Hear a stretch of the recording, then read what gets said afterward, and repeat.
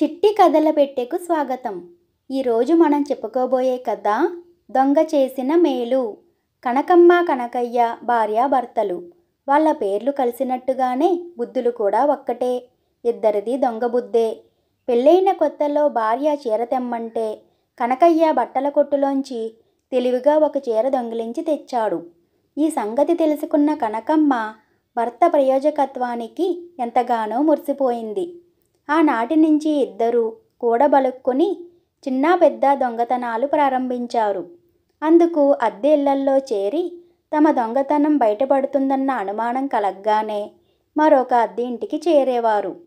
కనకమ్మ కొత్తగా అద్దె ఇంట్లోకి చేరగానే పెరట్లో పూసిన ఏ పువ్వులో అందంగా దండగుచ్చి పక్కింటావిడ దగ్గరకు నవ్వుతూ పోయి, మహాలక్ష్మిలా ఉన్నా వదినా, నీకిస్తే పుణ్యమని ఈ దండ తెచ్చాను అంటూ వరసలు కలిపేది. తరువాత కొంతసేపు కబుర్లాడి వీలు చిక్కగానే ఏ పళ్ళెమో చెంబో గరిటో కొంగులో దాచి ఆనందపడుతూ ఇంటికి తీసుకుపోయేది. ఇప్పుడు కొత్తగా వచ్చి చేరిన ఇంటి చుట్టుపక్కల ఇళ్లల్లో కనకమ్మ చాలా చిల్లర దొంగతనాలు చేసింది.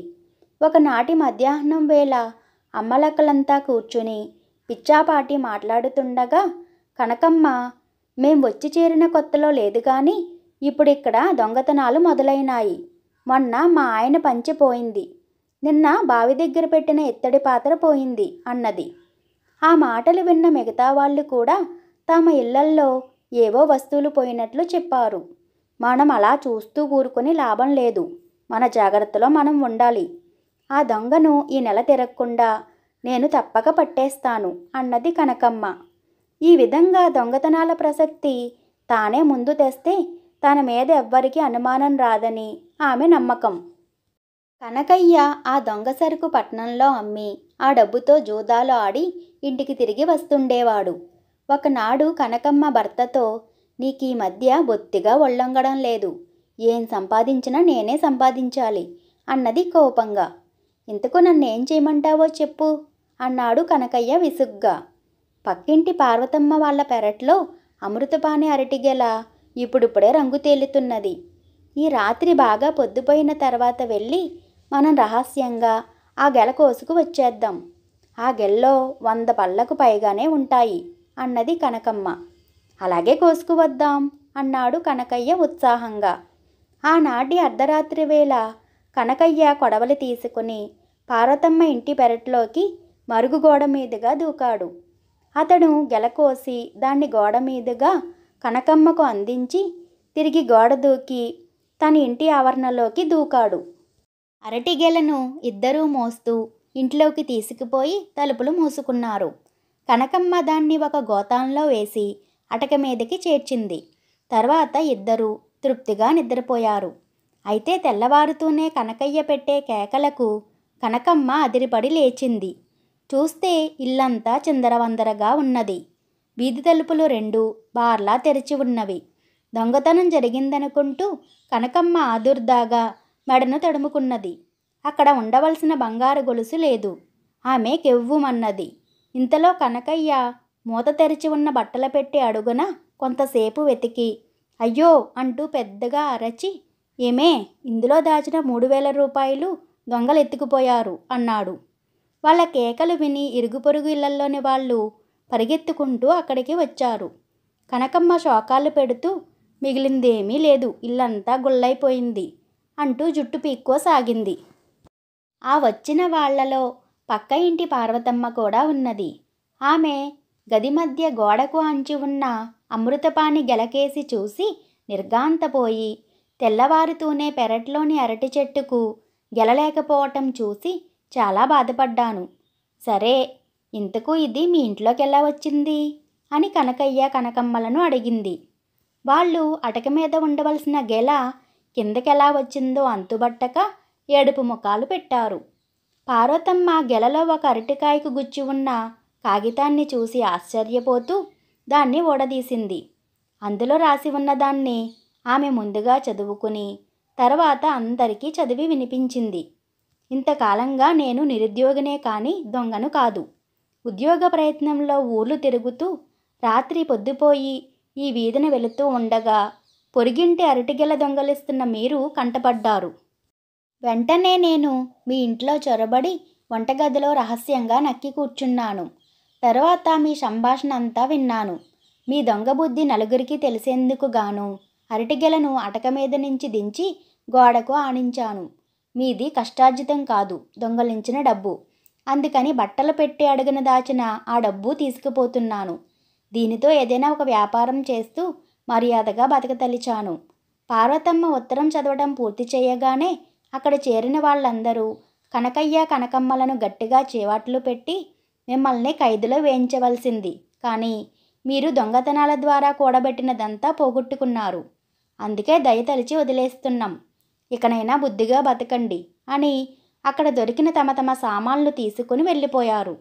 ఇంత జరిగాక కనకయ్య కనకమ్మలు ఇక ఆ వీధిలో వాళ్లకు ముఖం చేపించలేక ఆ రాత్రికి రాత్రే ఇల్లు ఖాళీ చేసి ఎవ్వరికీ చెప్పకుండా ఎటో వెళ్ళిపోయారు. పేరు తెలియని దొంగ తమకు చేసిన మేలును ఆ వీధి వాళ్ళంతా చాలా రోజుల పాటు చెప్పుకున్నారు. ఇక తర్వాత మనం చెప్పుకోబోయే కథ మాటకారితనం. పని మీద పట్నం వెళ్ళిన రాజయ్య అనే రైతు పని ముగించుకుని వస్తూ ఒక దుకాణం ముందు ఆగాడు. అది శాలువాలమ్మే దుకాణం. దాని యజమాని అతన్ని లోపలికి ఆహ్వానించి ఒక శాలువా చూపిస్తూ, మీరు కొనడం కొనకపోవటం వేరే సంగతి. ఇది చాలా అపురూపమైన శాలువా, అయినా ధర చాలా తక్కువ. దీన్ని కప్పుకుని బయలుదేరారంటే మిమ్మల్ని సాక్షాత్తు ఈ ఊరి జమీందారే అనుకుంటారు. ఒక్కసారి కప్పుకొని అలా వీధిలోకి వెళ్ళిరండి అంటూ శాలువాను రాజయ్య భుజాల మీద కప్పాడు. రాజయ్య మొహమాటపడి ఆ శాలువాతో వీధి అటు నుంచి ఇటు తిరిగి దుకాణంలోకి వస్తూ ఉండగా దాని యజమాని, ఆహా, ఎంతో అపురూపమైన శాలువా కప్పుకున్న మీరు తప్పక ఈ ఊరి జమీందారు గారే అయి ఉంటారు. మహాభాగ్యం, ఏమిటి సెలవు అన్నాడు రాజయ్యను గుర్తుపట్టనట్లే. దుకాణదారు మాటకారితనం చూసి ముచ్చటపడి రాజయ్య ఆ శాలువా కొన్నాడు. ఇక తర్వాతి కథ సాధువు రైతు. ఒక చిన్న పల్లెకు ఒక సాధువు వచ్చి చెరువుగట్టున ఉన్న మర్రి చెట్టు కింద లేడి చర్మం పరుచుకుని కూర్చున్నాడు. పల్లెవాసులు ఆయన ముందు పళ్ళు పలహారాలు పెట్టి వెళ్ళిపోసాగారు. సాధువు వాళ్లతో, సూర్యాస్తమయం ఇంకా 1-2 గంటలుందనగా రండి. భక్తి వైరాగ్యాల గురించి మీకు విపులంగా చెప్పదలిచాను అని అన్నాడు. అయితే తొలకరి వానలు కురిసి మంచి వ్యవసాయ పనుల తరుణం కావటంతో సూర్యాస్తమయానికి కొంచెం ముందుగా ఆయన దగ్గరకు ఒకే ఒక వ్యక్తి వచ్చాడు. అతడు పల్లెలో చిన్న రైతు. సాధువు అతన్ని చూసి నిరుత్సాహంగా, మీ పల్లెవాసుల ముందు ఎన్నో విషయాల గురించి మాట్లాడాలనుకున్నాను. నువ్వు ఒక్కడవే వచ్చావు, మాట్లాడమంటావా అని అడిగాడు. అందుకు రైతు, స్వామి, నేను ఎంతో పశువుల మేత తీసుకుని అవి ఉండే చావడిలోనికి వెళ్ళినప్పుడు అక్కడ ఒకే ఒక ఆవు ఉన్నా దానికి మేత వేస్తాను అన్నాడు. ఈ జవాబుకు సాధువు తృప్తిపడి దాదాపు 2 గంటల కాలం భక్తి వైరాగ్యాల గురించి ప్రసంగం కొనసాగించాడు.